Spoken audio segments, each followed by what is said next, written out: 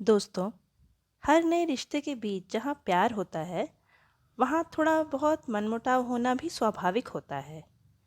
कई बार छोटी-छोटी बातों पर हुआ मनमुटाव इतना बढ़ जाता है कि वो एक बड़ी लड़ाई में तब्दील हो जाता है।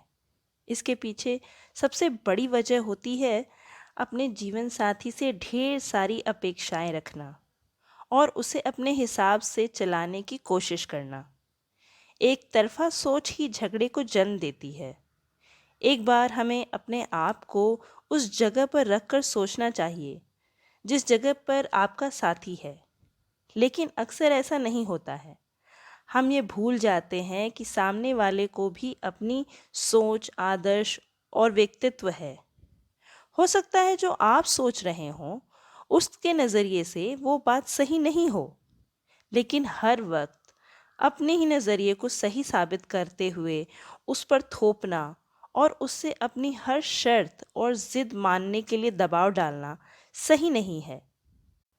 हो सकता है कि आपका साथी आपसे दबकर कुछ समय के लिए आपकी बात अब अनमने मन से मान भी ले, लेकिन लंबे समय तक ऐसा मुमकिन नहीं होता। जिन बातों को लेकर आपके बीच नहीं बन रही या तनाव है, उन्हें शर्तों से नहीं बल्कि प्यार, विश्वास और आपसी समझ से सुलझाएं। एक दूसरे की बातों को आदर सम्मान दिल से दें, ना कि डर से या शर्तों में बंद कर। एक दूसरे को समझें। आपका साथी आपसे क्या चाहता है, इसे समझने में आपको देर नहीं लगनी चाहिए। कई बार आपका साथी आपसे जो कहना चाहता है, आप उसे सही ढंग से नहीं समझ पाते या गुस्से में आकर उस बात को गलत अर्थ निकाल लेते हैं। ऐसा करने पर आपस में तनाव पैदा होता है। उचित तो ये है कि आप ठंडे दिमाग से एक दूसरे की बातों को न सिर्फ सुने, बल्कि उनको उचित सम्मान भी दें।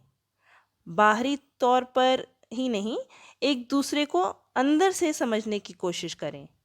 आँखों की भाषा विकसित कर आप भीड़ में भी बातें कर सकते हैं और तीसरे को पता भी नहीं चलेगा कि आप क्या कह रहे हैं। दूसरा, रूठने की आदत न डालें। लड़कियों में रूठने की आदत ज़्यादा होती है। कहते हैं लड़कियां रूठ कर और ज़्यादा खूबसूरत दिखने लगती हैं, लेकिन रूठने का मज़ा तो तभी है जब कोई मनाने वाला हो। साथ ही बराबर रूठ जाने की आदत रूठने का मज़ा ख़त्म कर देती है। कई बार लड़कियां ससुराल में भी बात बात पर उसी तरह रूठ जाती हैं जैसे मायके में रूठती थीं, लेकिन वो मायका था और ये आपका ससुराल है। इस बात को समझना ज़रूरी है। इसलिए अगर पति नहीं भी मना रहा तो रूठकर मायके जाने की भूल या बातचीत बंद न करें, बल्कि रूठना मनाना हंसी मजाक तक ही रखें। उसे बड़ी लड़ाई में परिवर्तित न करें।